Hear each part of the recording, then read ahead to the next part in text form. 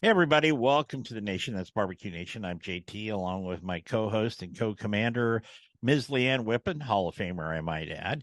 Camaro Dave, Commander Chris, and the rest of the crew are lurking around in the shadows as normal.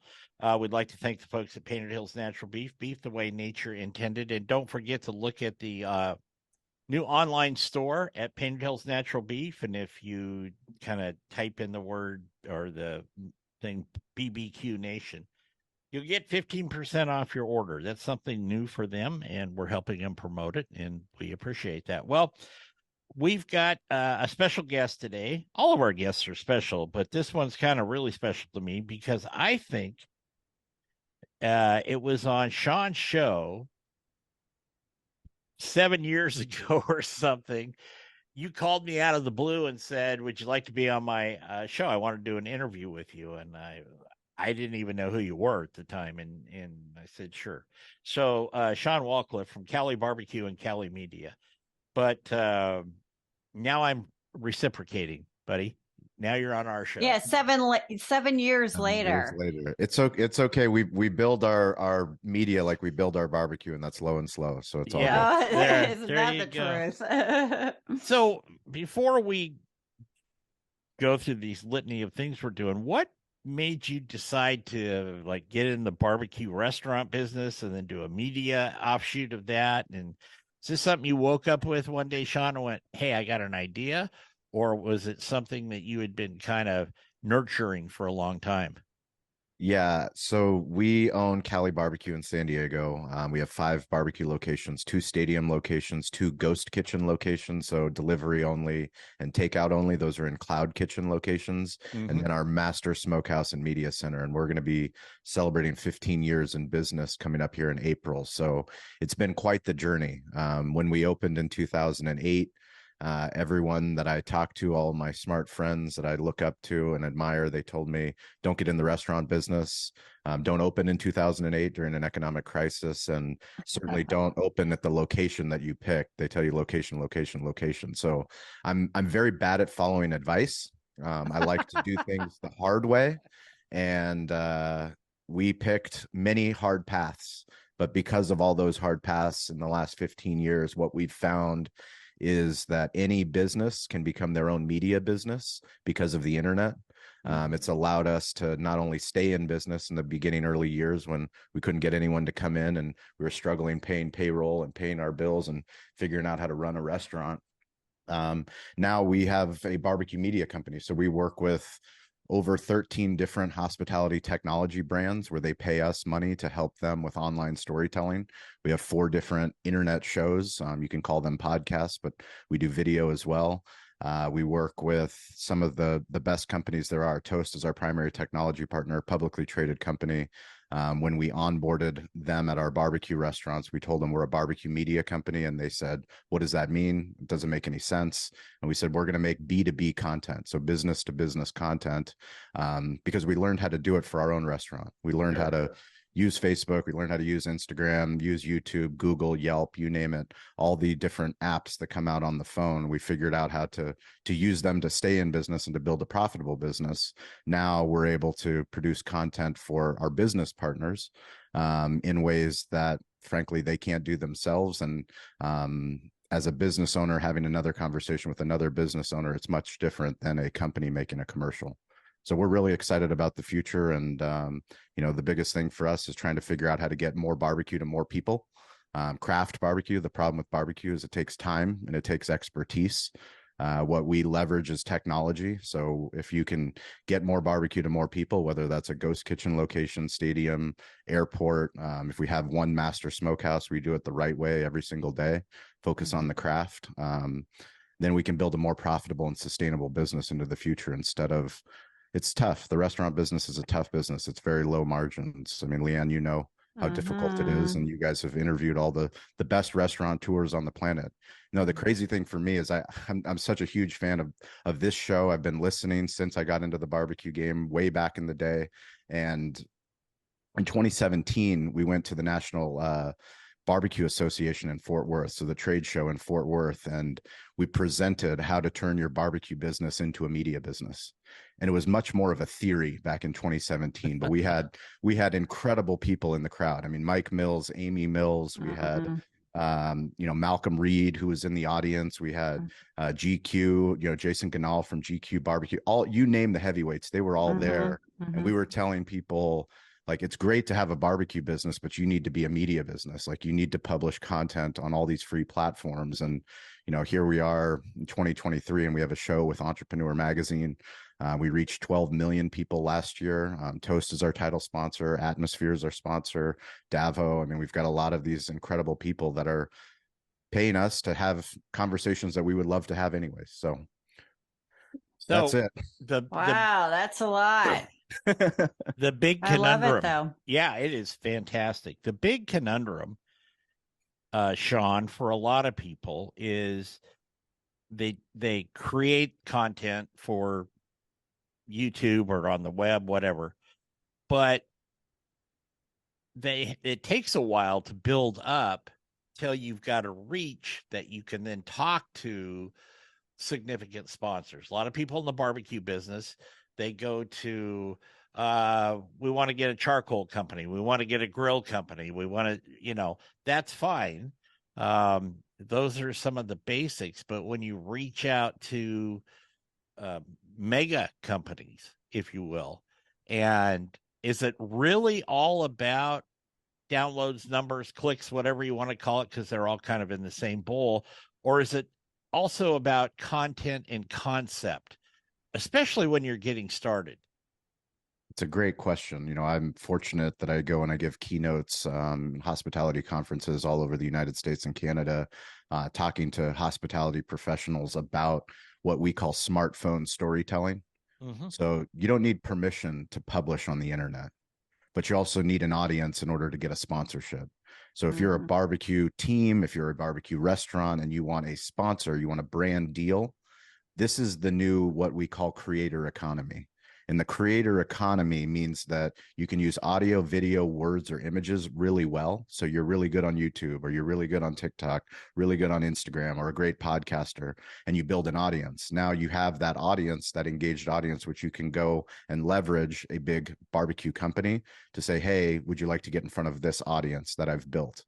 The problem that we all have as humans is that we don't want to look stupid and sound stupid. It's the same thing, same problem that we have in the barbecue game. When we opened up our barbecue business, we didn't want to make bad barbecue. But I'll tell you, in 2009, we made bad barbecue. Brisket was the last thing that we added to the menu because we just couldn't get it right. And even when we got it right, our brisket in 2010, our brisket in 2014 is a lot different than the brisket that's coming out of the smokehouse in 2023. Sure. And the same thing goes for the videos that we first started to make, the photos that we first started to take, the podcasts that we first launched. Nobody was listening. You have to have the courage to document what you're doing and know that, number one, people probably are going to make fun of you, the people that you love the most. They're going to say, what are you doing? Why are you podcasting? I mean, JT, you probably know. How many friends do you have that said, what are you publishing on the internet? What are you, crazy? Yeah. Now it seems like everyone has a podcast, but they don't.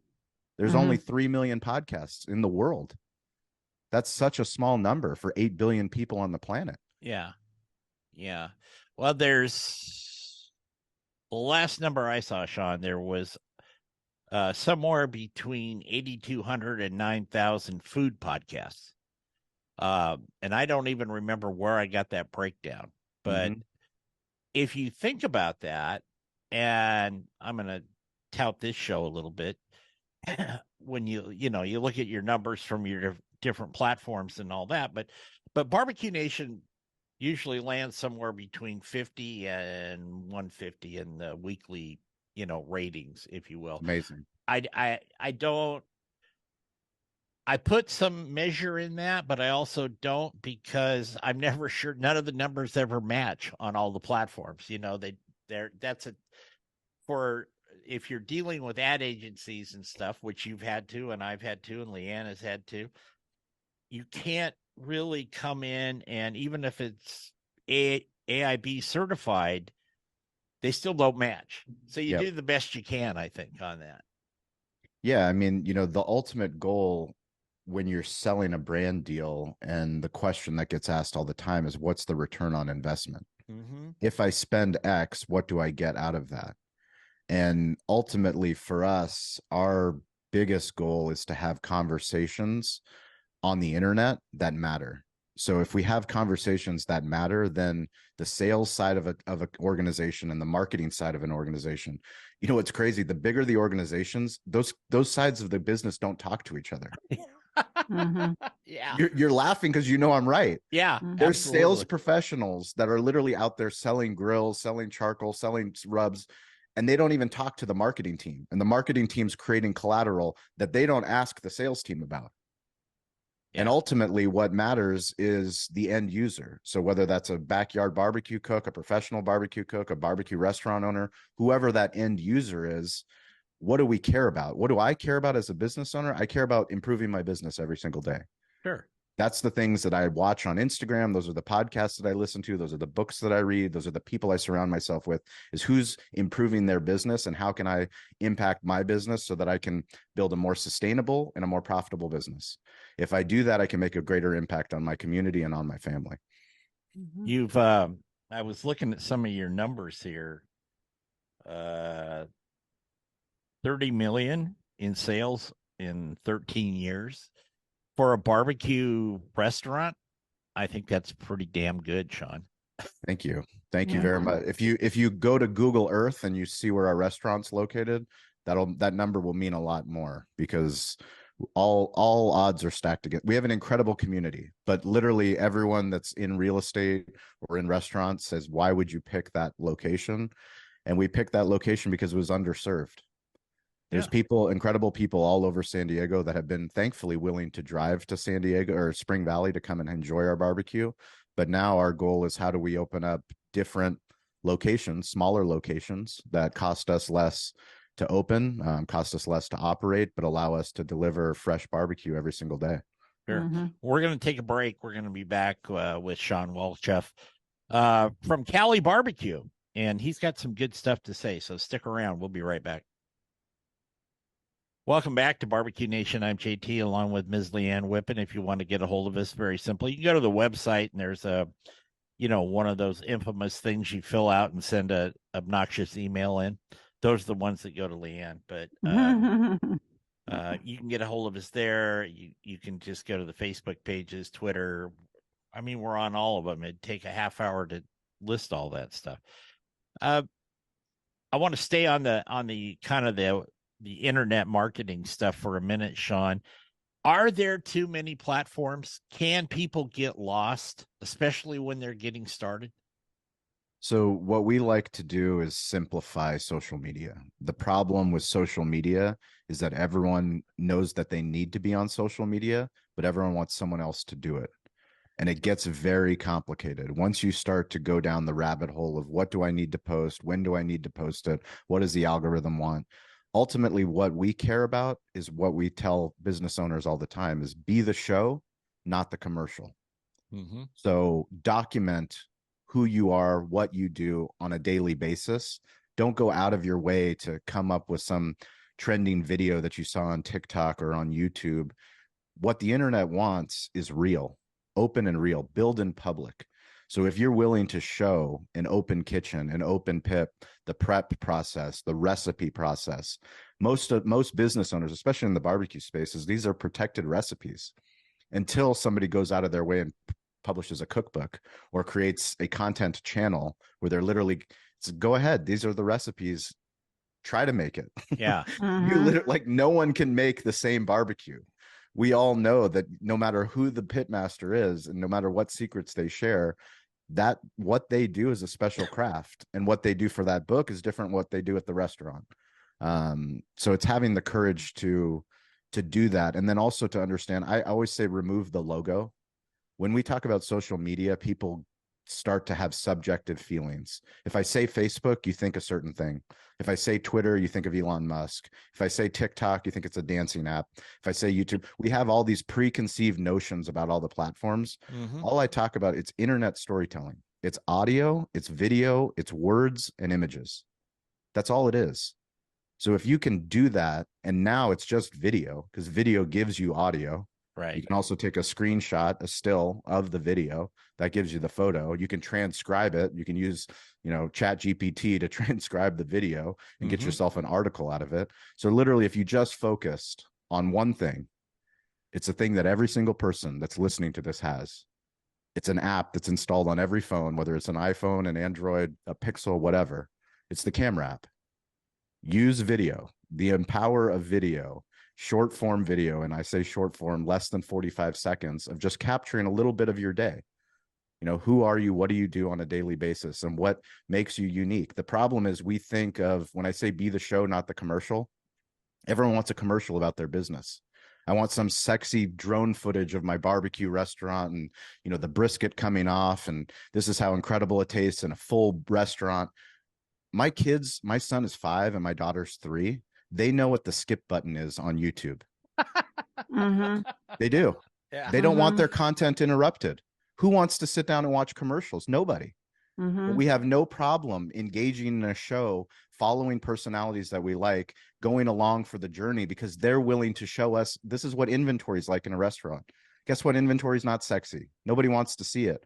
But when it shows up on an Instagram feed or a Facebook feed or a YouTube, as a business owner, you're like, oh my God, I've never seen anybody talk about inventory. Do I need to do inventory? Yeah, absolutely. You need to do weekly and daily inventory. So Shawn, this is kind of a bit of a satirical question for you. Good. Okay. I probably look at 90% of the same feeds that you do, and LeeAnn does, and that. And LeeAnn's heard me complain about this many times. Over the course of a month, you will see at least 200 to 300, if not more, little clips on a brisket. And they're plopping it on the cutting board, and they're cutting it, and they're holding it. Yeah. What advice would you have to them to make it look a little different, other than the 14 that came before you that morning? So, look, it's like you said, looking at the inventory is not sexy. Cutting into a brisket the first time, the 10th time, maybe the 100th time is kind of cool. But after the 1,000th time, people go, oh, they cut slicing brisket. Okay, next. And so I use that just as an example. How can they, in the agencies, they used to say, we'll sex it up a little bit. And in TV, they say, we sex it up a little bit. And that's nothing physical. It's just the atmosphere, the image, that type of thing. So what would you say to that? It's something that on one of my shows, a guest that came in, Phyllis Williams Strotter, she actually used to own barbecue restaurants, and now she does brand coaching. She's incredible. But she said, the problem that most people have is that they're not willing to lean into their crazy. If you're not willing to lean into your crazy, if you're not willing to show the weird part of who you are and what makes you human, what makes you a business owner, what makes you care about barbecue, telling the different sides of the business. One of the easiest ways that I tell restaurant owners is, if you're really good at showing off the barbecue in your restaurant and you've done really well on Instagram or TikTok or Facebook, whatever platform is your preferred platform, why not talk to the team? Why not talk to your general manager? Talk to them for a 1 minute. What do they order at the restaurant? When did they start? Why did they buy into the mission? I just interviewed Chris Do, who's this incredible brand strategist. He has a company called The Future. He has 2 million subscribers on YouTube. But I just talked to him, and he said, something that's always stuck out to him is he has friends that work in these huge brand agencies that work with Fortune 100 companies. And the bigger the company gets, the further away the brand gets from the founder story. So literally their job is just to go to these huge organizations, thousands, tens of thousands, hundreds of thousands of employees, and go, well, why did we start? And how do we get back to why we started? And as a restaurant owner, I'm guilty of it myself. It's hard to get back to that origin story. And when you get back to the origin story, who else was there around the time? Because it's not just my voice. The more that I give a voice to my GM, who was employee number 1 that I hired in the parking lot, and I told him, we're building something bigger than a restaurant here. We weren't even a barbecue restaurant in 2008. We were a breakfast concept turning into a sports bar. Now we're a barbecue media company. I mean, 15 years later, we're nothing compared to what we were before, but he was along for the journey. And to hear him tell the story is completely different than to hear me.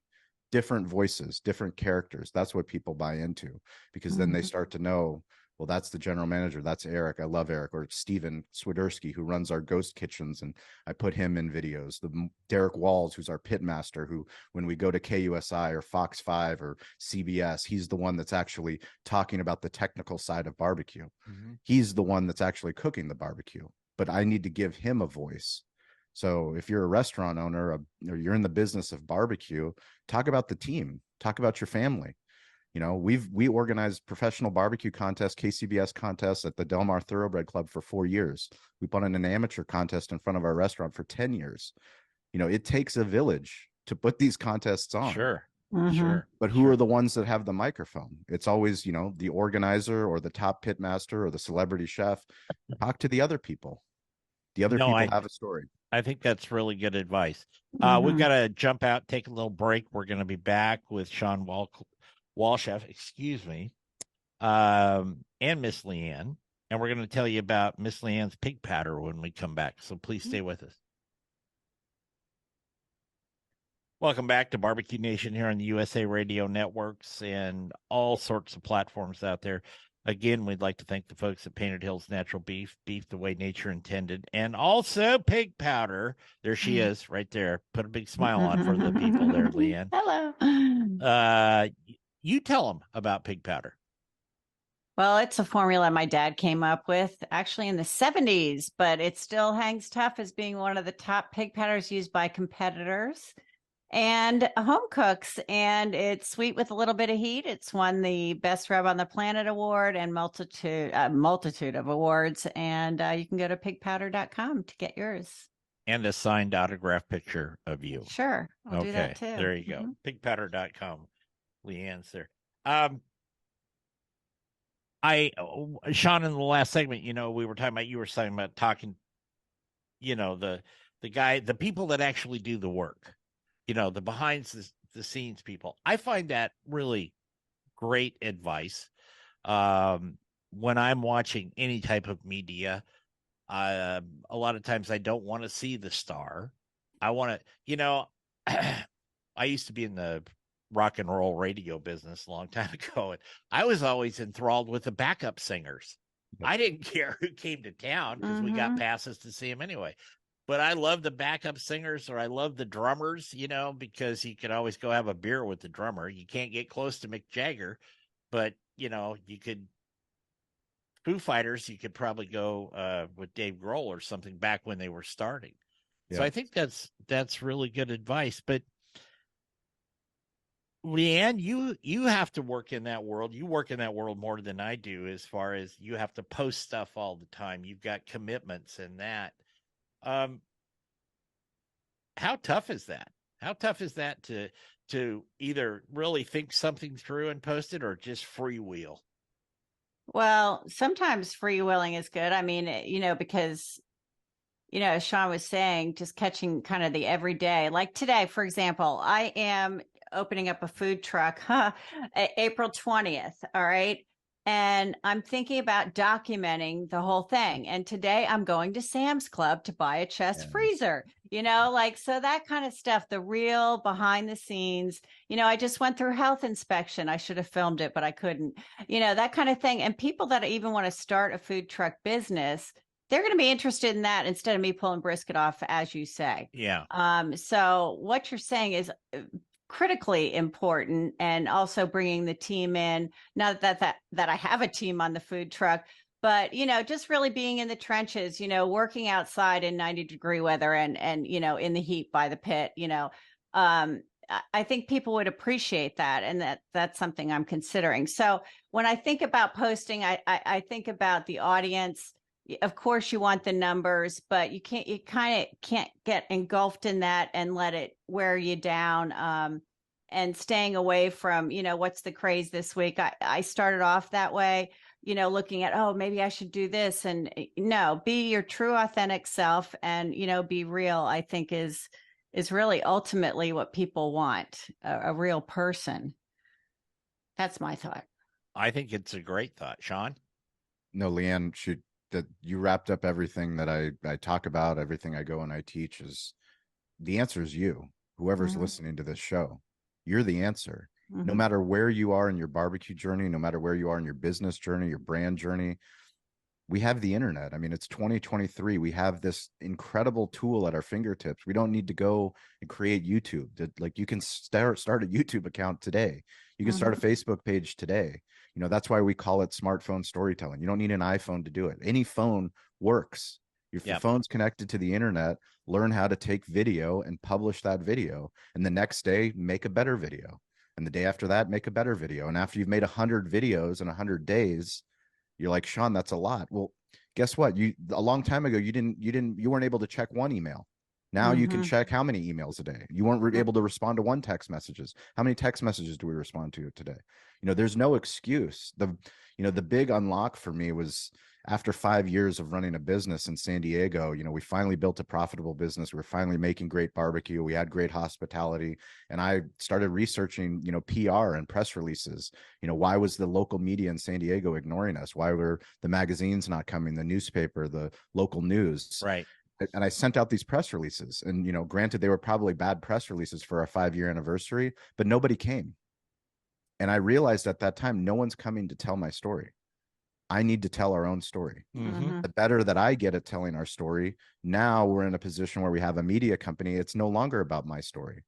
Now I want to go hear other people's stories. And the more that I can give people a seat at the table on one of our shows, and I ask better questions and I follow my curiosity, then, you know, not only am I selfishly improving my business, but anybody that's able to listen, they, you know, respond to me. And we're fortunate to have people all over the globe that tune into what we do on multiple different channels. And, you know, some channels are stronger than others, but that doesn't prevent us from posting.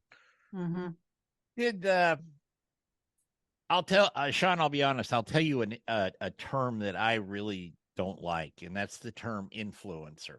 It's funny. It's a loaded word for sure. Yeah, it is. I mean, how about TikTok? TikTok's another one. Yeah, for sure. But, you know, I had never, I think it was 5 years ago or so, doesn't matter. I was interviewing somebody, president of a company, and got all done. He says, I got to get you some of our product. You're a big influencer. And I'm like, I'm just a radio host, you know? I mean, but then I think we kind of went way over this way with the influencers. And now I see it kind of coming back a little bit. Because I think some people were, and I'm not being snarky, but some people were awarded the title of influencer that probably should not have gotten that, if you know what I mean. Sure. And then there's other people that really should have been able to jump on that surfboard, and they never did for whatever reason. So I wanted to get your take on that, because you know, that's part of LeeAnn's and my business too.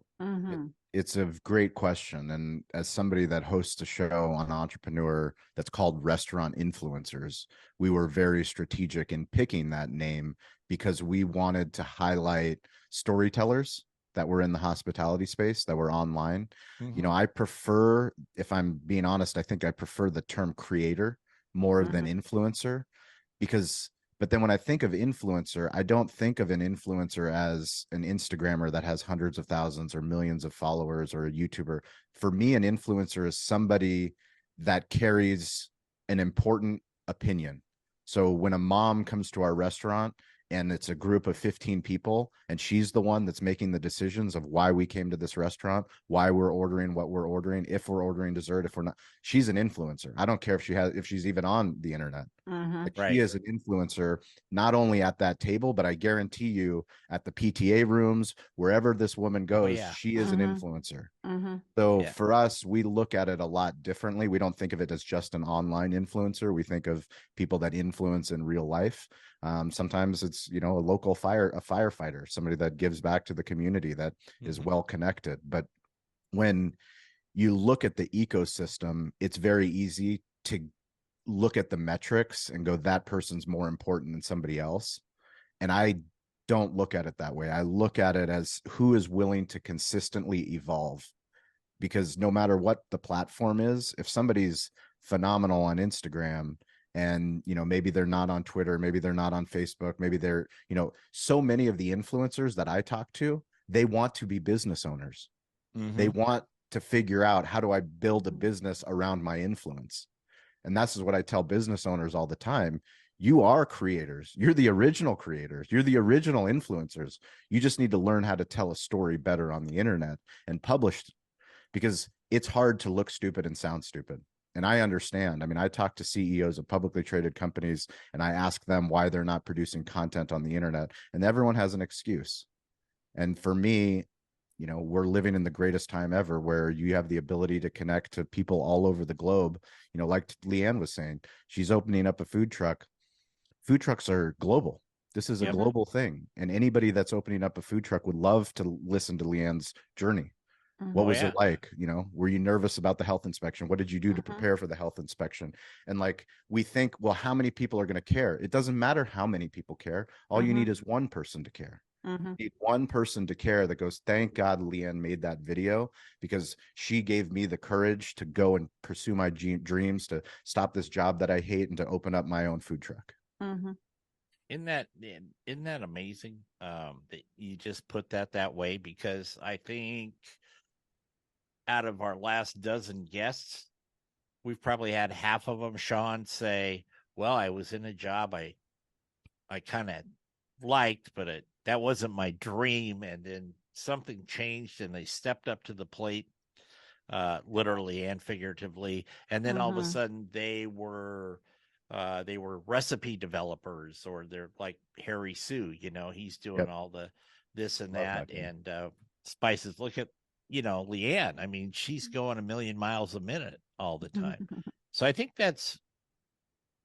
when you stand up, like you said, you know, stand up, face it, and say, is this what I really want to do? And then get the best information you can from local, national, from Shawn. From Shawn, I was going to say, and the key one would be Shawn there. I'll share a recipe for internet creation with the audience. So the answer to the internet is quantity plus speed plus consistency equals quality. So I'll say that again: quantity plus speed plus consistency equals quality. And the problem that everyone has, myself included, is that we want quality first. Yeah. When I opened up a barbecue, when I say that Cali BBQ is becoming a barbecue brand, I want a quality brisket. But the problem is I had to make a lot of bad brisket before I made great brisket. Sure. And it has to be a process. So if you're willing to put in the reps, if you're willing to make bad videos, if you're willing to look stupid and sound stupid, because you will. Oh yeah, you will, and people will make fun of you. But once you make a commitment in 2023 that you're going to do something that you've always wanted to do, that your voice matters, that your story matters, that your recipes matter, you'll look back in 2025 and you'll go, thank God I listened to Barbecue Nation. Thank God I started, because now all those people that were making fun of me, they're all asking me for advice. Sure. They're all asking me, how do you do it? Yep. Yep. No, it's true. We're going to take another break. We're going to be back and wrap up Barbecue Nation with Shawn. And Shawn is going to stick around for after hours. He's never been through that torture process, but we'll get him trained here very shortly. So please stay with us.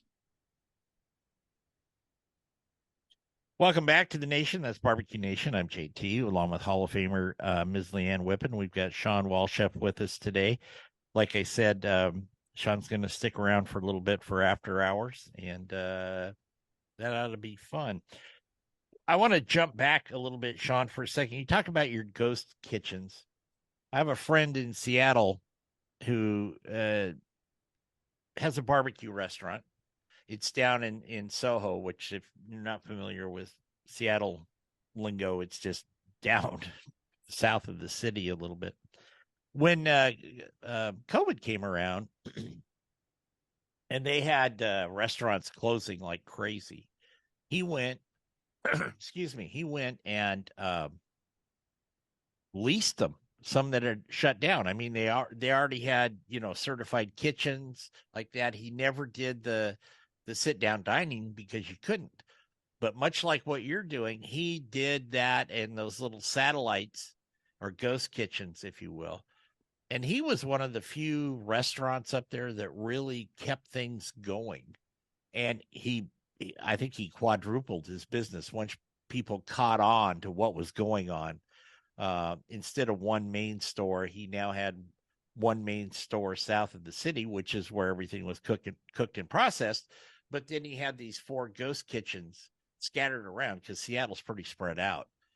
And so I think that was an incredible, thought process and stroke of luck actually for him. And is that kind of where you came up with the ghost kitchen idea? We have been, my team, I've got an incredible team, Eric and Gene and Howard and Stover and Chris. And we're always looking at opportunities for what we call digital hospitality. Sure. Understanding that our greatest strength is being hospitable and making great barbecue in real life. So how do we use that strength and distribute it to more people? There's 3.3 million people in San Diego. So, the ghost kitchen opportunity presented itself really during the pandemic for us as a way to continue to expand, to get more barbecue to more people. So 200 square foot, an investment less than $75,000 to get open, much less than spending $500,000, $1 million on a full restaurant build out. Sure. Very interesting to us. And by opening in 200 square feet location, delivering fresh barbecue there every single day, we've proven that if we can do it in 200 square feet, well, maybe it's a hybrid location where there is a walk-up space or a small patio space, but maybe it's an 800 square foot location that we're looking at. So right now we're working on Navy bases. We're working local Amazon facility doing pop-ups. We're trying to get a deal with the local stadium for basketball. Aztecs are in the Final Four. So for us, whether it's stadiums, whether it's airports, whether it's ghost kitchens, our goal is to get slow food fast. Back to the problem with barbecue is it takes time and it takes expertise. And right now we have technology, we have Toast, we have all these incredible technology partners that work with us to help get more barbecue to more people. And if we get more barbecue to more people, then, we can build a more profitable and sustainable business into the future. What's one of the biggest problems? We have about 6 minutes left here. One of the biggest problems you've had in developing this. I mean, LeeAnn comes from the restaurant business. But interestingly enough, we kind of have a parallel here because my big freestanding second location in Chesapeake was in 2008. I signed the documents right before the falling out. Well, in 2010, I decided to open up in a mall. Okay, so how are you going to serve authentic barbecue in a mall food court? So the health department, because of the proximity, I was able to transport authentic barbecue to that location. And it's kind of like, that was a long time ago, but it's kind of like what you're talking about. Exactly Smaller it. spaces, Yep. Fast, whatever. Unfortunately, that went by the wayside because, TJ Maxx Marshall's open across from the mall started going down, that kind of thing. But I think it's important with those smaller spaces that you are doing, not ghost kitchen, but is when you're serving barbecue fast, the perception is it's not good. So it has to be marketed properly. Yes. And I think those two have to be together in order to really, build the credibility with your customer. You know what I'm saying? And how do you do that? You're 100%. So we don't like the term ghost kitchen. If there's any kind of kitchen, we call it a friendly ghost kitchen. Nobody likes a scary ghost. So the only way to tell the story is through social media. So, telling people when they go on Cali BBQ's Instagram page, they can see the smokers, they can see the process.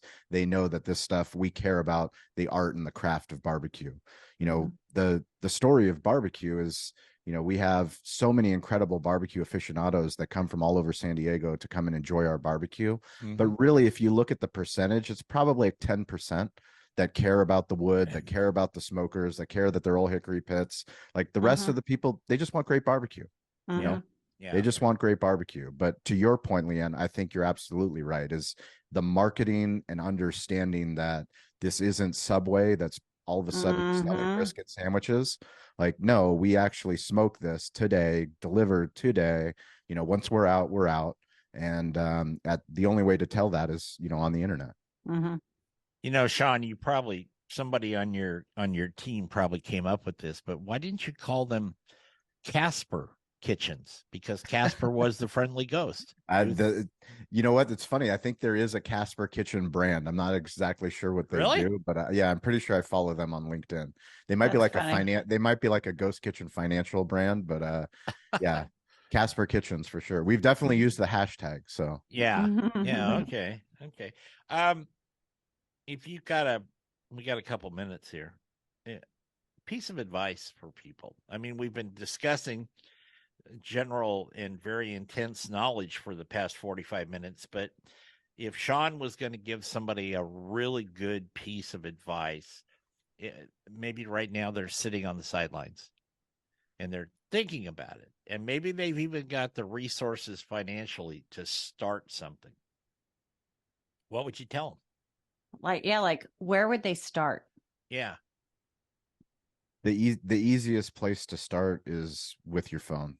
You know, we call it smartphone storytelling for a reason. You start with the phone today, right now, stop the podcast, stop the show, and record a video of who you are, what you do, and publish that on your preferred digital playground. And whether that's LinkedIn, whether that's Facebook, whether that's Instagram, wherever you spend most of your social media time, publish it there, and then do the same thing tomorrow. And I go ahead, you finish first. No, and that's it. You know, 45 seconds or less. You know, it's amazing to me. We host multiple Clubhouse rooms. Clubhouse is a social audio app, so anybody that's listening, every Wednesday and Friday at 10 a.m. Actually, after this, I'm going to be hosting a room that business leaders from all over come up on stage. But we teach people the elevator pitch. You know, your elevator pitch, who you are and what you do matters. Right. You need to be able to grab the attention of a crowd, and it could be a crowd of one. It could be one person you're trying to get a hold of. If it's one person that you need to invest in your business to start your food truck or to start your restaurant business, who are you and what do you do? How do you integrate right? How do you integrate branding into that? Because I think branding is super important. And once you brand yourself, whether it be a logo, a tagline, whatever, that kind of sticks and it's hard to change. And I think that's really important. How do you develop that? That's probably a loaded question. No, it's a great question. It's the same way a comedian learns how to tell a joke.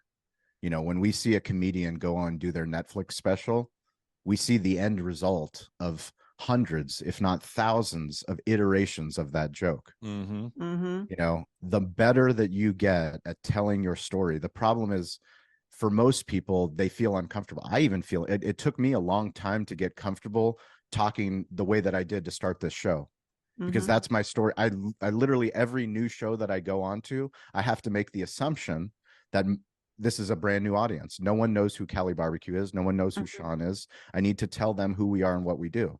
And if I can't tell that in a succinct manner so that somebody's interested, then they're just going to tune out. Right. So whether it's in real life or whether it's online, the answer is to put the reps in. You go. Put the reps in. Speaking of reps, that's a wrap on this rep, at least for the radio portion. That went fast. Yeah, it did. Really fast. I want to really thank Shawn Walchef for coming on the show. Like I said, I was on Shawn's show, I think when you were just starting it, or 2017, I believe we published that. Yeah. And it was a lot of fun. I was quite surprised because I didn't know who you were, but it was really good. Anyway, and my look, in 7 years, how far he's come. It's really cool to see the evolution. Yeah. Right? Yeah. It's phenomenal. Remember our motto here: turn it, don't burn it. And Shawn is going to stick around for after hours. We will have Will Homer next week. And so after that, we're going to bid you adieu. Take care, everybody. Welcome to After Hours here on Barbecue Nation. I know Shawn's got a time constraint coming up, so we won't drag on like we do with Meathead, which burns up half the volume of the internet when we do that. So turns into 3 shows. all good. Love some meathead. Oh yeah, it's all good. I guess I'm going to reform this question, Shawn, really quickly. And normally we talk about a particular dish or a protein or something, but I would say, what was your success to failure ratio when you were creating new business opportunities for yourself and for the restaurant, or people that actually, listen to your shows or listen to when you're a keynote or whatever? Our motto is to fail fast and to get comfortable being uncomfortable. And the more that we've leaned into trying things that other people are unwilling to do, the more success that we found, because we're willing to come back every single day and try a little bit more. I'm lucky to be a dad. I have a 5-year-old son and a 3-year-old daughter, and I teach them what Batman teaches me, which is, why do we fall? We fall so we can learn how to get back up. Yeah. And that's what I teach them. And the more that we fall in business, that's why we started as a breakfast brand, became a sports bar, became an entertainment and event company, and then now we're a barbecue media company. I mean, a lot has changed in 15 years, and it certainly wasn't for doing the same thing over and over again. I've got a very terse, not response to that, but a limerick, but I'm not going to use it on the air today, but it has to do with repetition and getting the same results. Okay, here's one of our abstract questions. If you could cook for and then dine with a historical figure, who would it be? They can be alive or gone. And what would the menu be, Shawn? I could cook for or dine with a historical figure.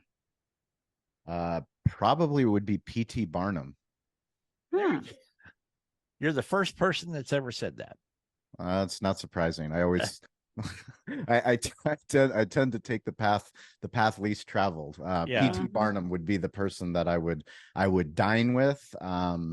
I would cook him barbecue. I would cook him what we cook at Cali BBQ. It would be a tailgater, which is our slow smoked brisket, our tri-tip, our chicken, our rib tips, St. Louis pork ribs, wedding beans, mac and cheese, jalapeno cheddar cornbread, the full spread for P.T. Barnum. And I would talk to him about the art of promotion. That would be an interesting conversation. I would love to have done that. It would either be P.T. Barnum or Kobe Bryant. Oh, that's there you go. Good one. There you go. If you could work with one of your barbecue heroes, providing you have such a person, who would it be? They have to be alive? Nope. No. It would be Mike Mills. Yeah, I have such incredible respect for Mike Mills and Amy Mills in 17th Street Barbecue. Yeah. I'll never forget, in 2012, National Barbecue Association had a trade show out here in San Diego, and Mike came to Cali BBQ, and that was really when we started first really becoming a barbecue brand. And his humility, his ability to answer questions, to be curious, to ask me questions, like he was just, it left an impression on me for the rest of my life. Oh, sure. Absolutely. So if LeeAnn declared you supreme ruler of barbecue for 1 week, what would you as supreme ruler decree? I would decree that no matter where you are on earth, you would have to find a buddy in a different country and share recipes. There you go. There you go. Here's for a couple of fun ones, Shawn. If we put your skills to music, what would the music be? Eminem. Till I collapse. Okay. If you were an animal, what animal would you be and why? I would be a wolf. My last name Walchef means wolf in Bulgarian.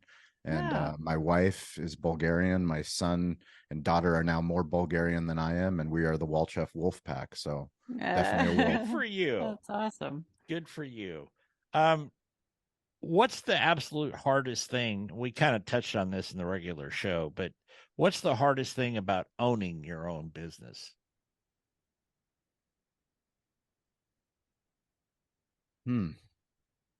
The hardest thing. The hardest thing is the number one thing, and that's to stay in business. Yeah. Yeah. That's the most important rule to business, which is the hardest thing for business, is to stay in business today.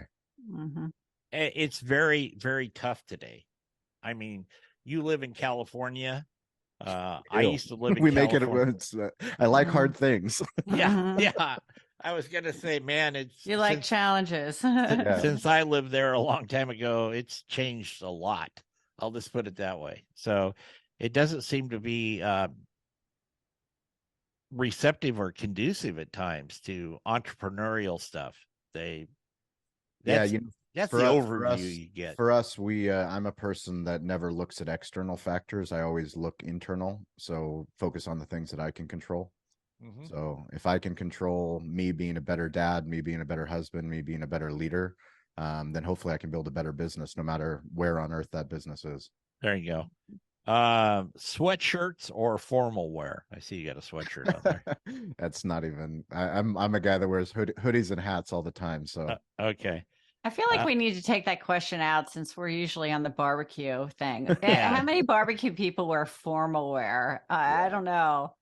Maybe, I don't know. maybe they don't deserve to be on the show. So I don't know. I maybe think we should take that out. I think Myron does when he likes to walk up and get a trophy. But other than that, I'm not sure about anything. Dire Straits, AC/DC, Billy Ray Cyrus, or Captain and Tennille?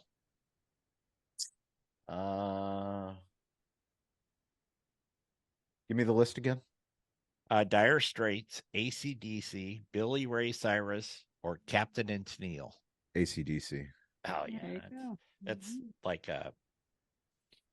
most people that have their act together will say AC/DC. I'll just put it that way. Yeah, my daughter, one of her favorite songs is Thunderstruck. She's a huge we're Yeah. huge Charger fans, and There it you was go. one of the first stadium songs that she really enjoyed. Mhm. Shawn, what's one thing you miss about your 20s? One thing I don't miss anything about my 20s. Okay. I'm a person that tries not to live in the past and not to live in the future. Try to Mhm. just be happy and grateful that you guys have me on the show right now. Oh, well, Aw, I that's love that. what's your best day of activities away from business? What does Um, that contain? it's being with the wolf pack, being with my wife, my son, my daughter. Every year for a month, we go to the village in Bulgaria where my wife is from. So my mother-in-law, father-in-law, and we get to spend time taking it slow. Whether it's in the garden or going out into the mountains or to the Black Sea. Sure. It's a different Wow. change of pace, different perspective. I bet you that is a big change of pace from Southern California. Makes you very grateful for all the things that we have, and it also makes me realize that the internet is everywhere. The problems that we talk about in San Diego as business owners, they're the same challenges that a restaurant owner has in Bulgaria. So Sure. Mhm. So people can get to know you a little better. What's your favorite movie? my favorite movie, Mhm. maybe Gladiator.